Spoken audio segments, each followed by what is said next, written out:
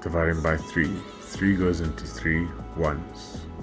3 does not go into 2, so we put a 0. Next we say 3 goes into 26 8 times, and 8 times 3 gives us 24. We now need to find our remainder by subtracting it, and 26 minus 24 gives us 2. 326 divided by 3 gives us 108, remainder 2.